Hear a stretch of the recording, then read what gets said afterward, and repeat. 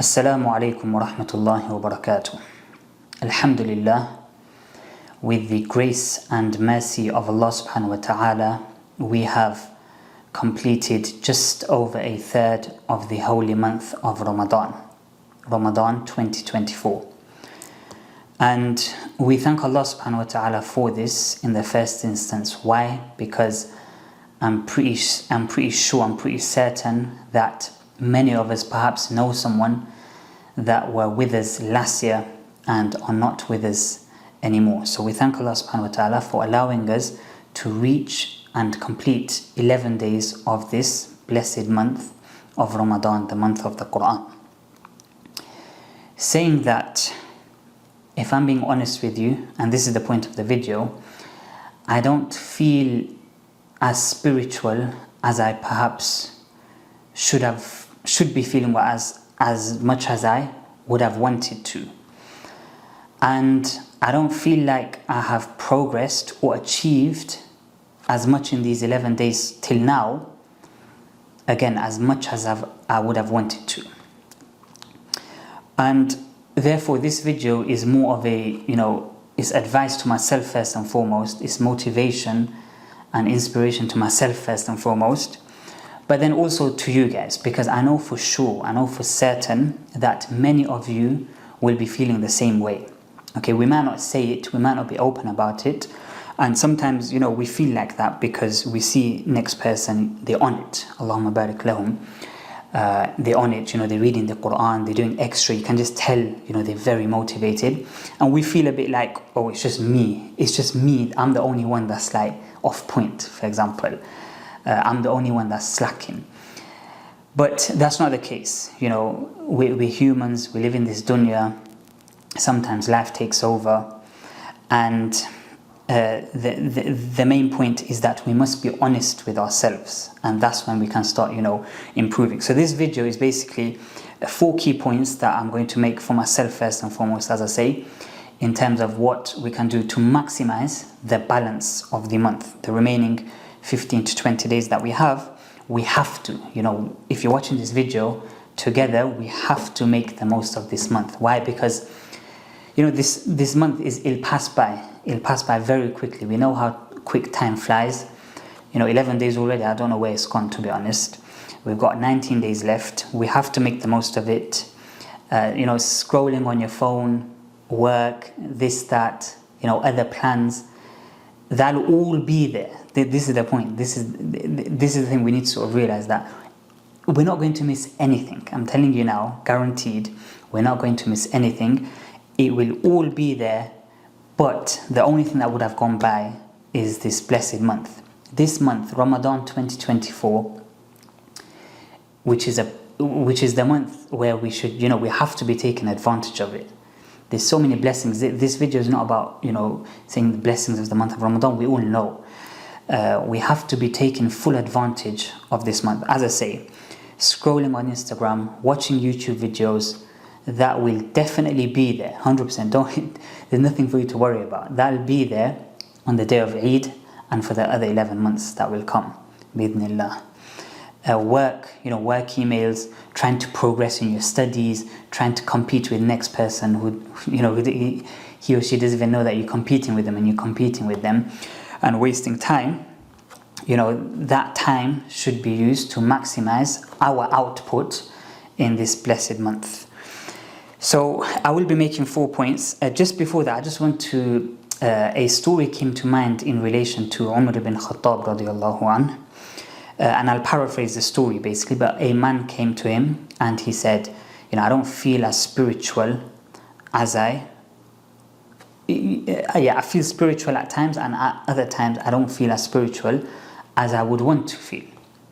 And as I say, this is the problem that I'm facing. So, to be honest, before the month of Ramadan, when we're coming up to the last, there was 6 days left, 5 days left, 4 days left, and then it was like, I remember I was at the cafe down the road, and it was either, so basically it was about 6 p.m. here in Madinah Munawwara, and we were going to find out whether it's going to be Ramadan or not. And wallahi, again, we have to be real, we have to be honest. That's very important. I was feeling like, okay, I need one more day. I hope Ramadan's not today. I hope it's tomorrow. But then the message came out and the rest of it, that it will be Ramadan. And subhanAllah, literally, this is no word of a lie, at the point of adhan, so before that I wasn't feeling spiritual at all. I wasn't ready for the month. Exactly at the point of adhan, and alhamdulillah we can hear the adhan loud, literally at the point of adhan, I got this feeling. Wallah, it was a direct feeling of motivation, that spiritual feeling. I felt it straight away. Imagine, just at the point of adhan, I had a spiritual feeling, and I said, alhamdulillah, this is from Allah, the shayateen are locked up. I'm going to make the most of it. But as I say, the days have gone by, I just don't feel like I'm there yet. But we ask Allah subhanahu wa ta'ala to allow us to use the remainder of the month in the best way that we can. But back to the story of Umar ibn Khattab. So the advice that he gave this man, paraphrasing again, is that when you feel spiritual, then you must take full advantage of that feeling and do as much as you can and extra, because you already, you've got that feeling from Allah subhanahu wa ta'ala. You must do extra. So this is for the brothers and sisters that, they're on it already. You still must do extra. You must maximize. And the advice that relates to us, to you and I, is more around what you should do if you're not feeling spiritual. And the advice he gave there was that you must do the bare minimum. Okay, so you must do the bare minimum.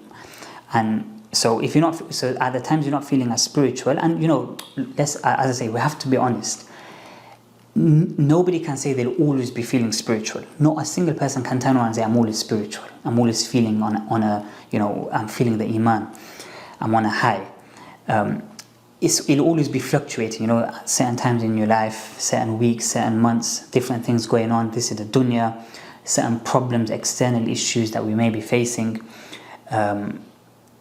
It will fluctuate. So this advice is not just for this month of Ramadan, but for a lifetime that we can take on, which is that at the times of not feeling as spiritual, we must still do the bare minimum. And I would say, this holy month of Ramadan, this is me personally saying, the 5 daily salawat, fasting every single day of the month, of course, and for the males, and reading a little bit of the Quran, at least. This is the bare minimum, because it is the Shahr Ramadan, Shahrul Quran. It is the month of the Quran, so we must be doing a little bit of recitation from the Holy Quran. So yeah, that's something that we can take away for a lifetime. Bismillah. Hope that's beneficial. In terms of the 4 points, we have to follow these 4 points, inshallah.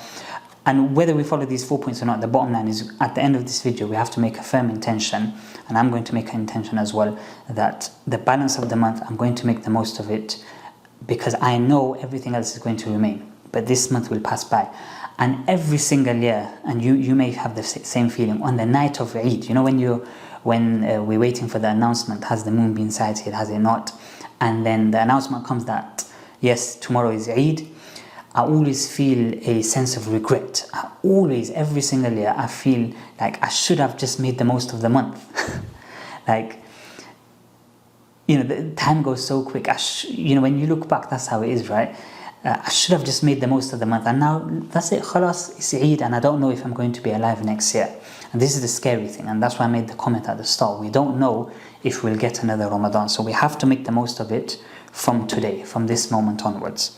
And two benefits: will maximize our time in the month of Ramadan. Allah subhanahu wa ta'ala will accept from us. And number two is that feeling of regret on the night of Eid. That'll always be there. We can always do more. But at least we can look back and say, okay, first 11 days I was a bit off point, but alhamdulillah, the balance, I really pushed myself, and we have to push ourselves. The first piece of advice is dua to Allah subhanahu wa ta'ala. The reason I say this is quite straightforward, quite simple, which is the fact that a guidance comes from Allah subhanahu wa ta'ala. وَمَا تَوْفِيقِي إِلَّا بِاللَّهِ.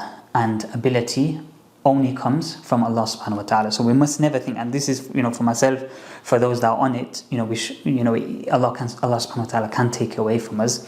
So we must always remember that it is Allah subhanahu wa ta'ala. Any good that we're doing is not us, it's Allah subhanahu wa ta'ala. And this is why I'm in this state right now. I'm not feeling as spiritual because, perhaps Allah subhanahu wa ta'ala hasn't, blessed me as much as I would want to be blessed. So I need to, make dua to Allah subhanahu wa ta'ala and ask Him that He guides me and He inspires me to be more spiritual and to do as much good as I can.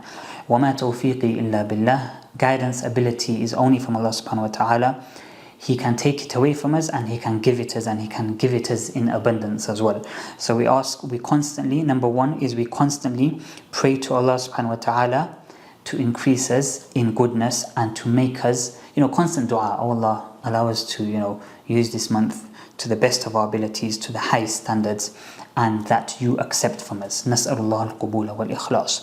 The second piece of advice for myself, again, this is all for myself.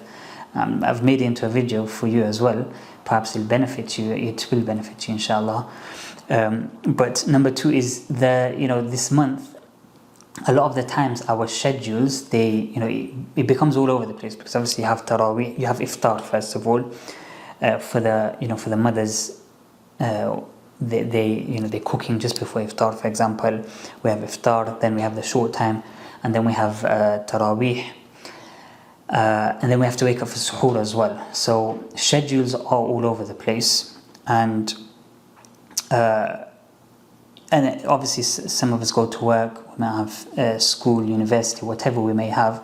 But the bottom line is, in Ramadan, generally speaking, our schedules are all over the place.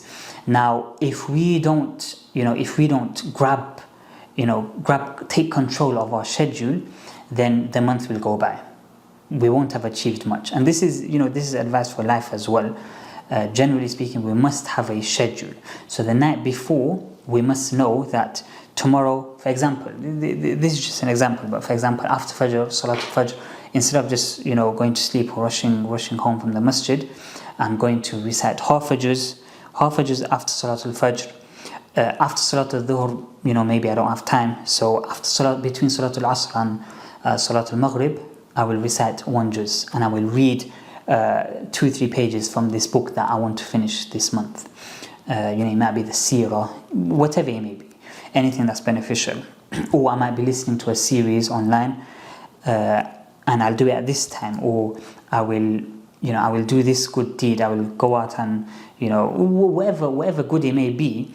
But the bottom line is we need to schedule it in our day, because if we don't, we'll just wake up and the day will just go by. For me, for example, I've been up all night, sleep after Fajr, wake up about 12-1, and half the day's done, and then you wake up and you're just sort of like getting through the day. And that's no good. There has to be a time that okay, I slept after Fajr, fine, but I have to wake up at 10 a.m. Put the alarm on, I have to wake up at 10 a.m.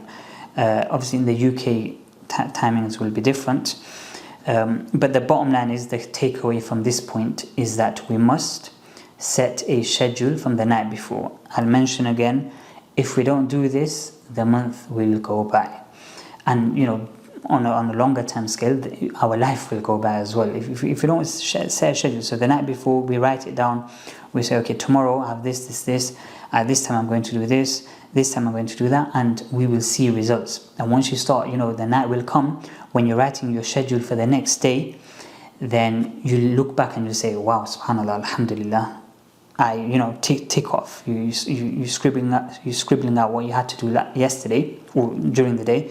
You completed it. It's a sense of satisfaction, and then you move on to the next day, and that builds consistency, and it keeps you motivated on the rest of it. Point number three is the mobile phone. Now, as I say, scrolling on Instagram, TikTok, YouTube videos, that, alhamdulillah, nothing to worry about. That will all be there after this blessed month of Ramadan. But if we spend our time scrolling, searching, watching, futile, wasting our time just watching stuff that is bringing no benefit to us, again, that is a key time waster. Whether you like it or not, that is one thing that wastes our time a lot. So perhaps we make an intention from today, and this again for myself first and foremost, a firm intention that I am going to spend less time on my phone, laptop, whatever other device that you use. I am going to spend less time on it. Less time on the phone, holding the phone, scrolling, means more time potentially holding the mushaf, sitting with the mushaf and reciting the Quran. This is the month of the Quran. We must make an effort. To recite as much as we can. If you're holding the phone, or if you've got sometimes we have people. You have the Quran in front of you. You have the phone right next to you. So as soon as a notification comes, a little vibration, whatever it may be, or your phone lights up, the Quran is put to one side. You pick the phone up. This is disrespectful. This is definitely disrespectful. So the phone has to be away from us. We have to make an intention. Again, firm intention. It's not just, oh yeah, I'm going to leave my phone. No, it's a firm intention that my phone, I am definitely going to spend about 19 days left, or whenever you're watching this video, 10 days left, last 10 nights, for example, this phone is going to be away from me. Okay, give it to another family member, leave it in the car outside. I can do that here in Medina, in Saudi Arabia. I don't think it's advisable to do that in the UK, obviously, because of the alhamdulillah, the safety here is unmatchable. So the point there is you're not going to miss a single thing. Put the phone away. Rather, substitute that time with the mushaf, with a book, with the seerah, something that will benefit you. And the bottom line is, the intention is we maximize our time in this blessed month of Ramadan. As I say, we don't know if we'll be here for Ramadan 2025, so we must keep that in mind. نسأل الله القبول والإخلاص. The final advice is sometimes for example, we may still be addicted to certain sins, or in our head we want to improve in this, and this.